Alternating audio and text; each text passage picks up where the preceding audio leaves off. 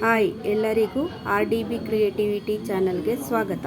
ಮೃದುವಾಗಿ ಅಕ್ಕಿ ರಾಗಿ ರೊಟ್ಟಿ ಮಾಡೋಣ ಬನ್ನಿ. ಒಂದು ಬಟ್ಟಲಿನಲ್ಲಿ 2 ಕಪ್ ಅಕ್ಕಿ ಹಿಟ್ಟು, 1 ಕಪ್ ರಾಗಿ ಹಿಟ್ಟು, 1 ಕಪ್ ಈರುಳ್ಳಿ, ಅರ್ಧ ಕಪ್ ಕೊತ್ತಂಬರಿ ಸೊಪ್ಪು, ಅರ್ಧ ಕಪ್ ಸಬ್ಬಕ್ಷಿ ಸೊಪ್ಪು, ಅರ್ಧ ಕಪ್ ಕ್ಯಾರೆಟ್ ತುರಿ, 1/4 ಕಪ್ ಹೆಚ್ಚಿರುವ ಕಡಲೆಕಾಯಿ ಬೀಜ, 1/4 ಕಪ್ ಕೊಬ್ಬರಿ ತುರಿ, ರುಚಿಗೆ ತಕ್ಕಷ್ಟು ಉಪ್ಪು, 1/4 ಕಪ್ ಆಲೂಗಡ್ಡೆ ತರಿಯಾಗಿ ರುಬ್ಬಿರುವ ಹಸಿಮೆಣಸಿನಕಾಯಿ, 1 ಸ್ಪೂನ್ ಜೀರಿಗೆ, ಎಲ್ಲ ಐಟಮ್ ಹಾಕಿ ತುಂಬ ಚೆನ್ನಾಗಿ ಮೃದುವಾಗಿ ಕಲಿಸ್ಕೋಬೇಕು.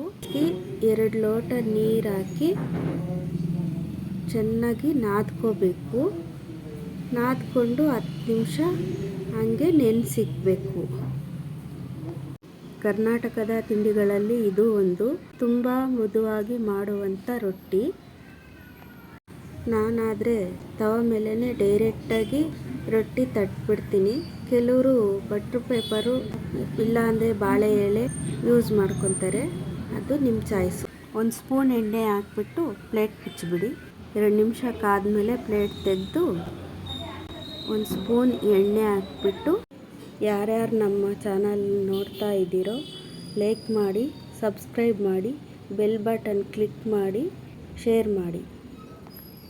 ರೊಟ್ಟಿ ತಿರುವಾಕಿ ಚೆನ್ನಾಗಿ ತುಂಬ ಟೇಸ್ಟಿಯಾಗಿರುವ ಬಿಸಿ ಬಿಸಿ ಅಕ್ಕಿ ರಾಗಿ ರೊಟ್ಟಿ ರೆಡಿ.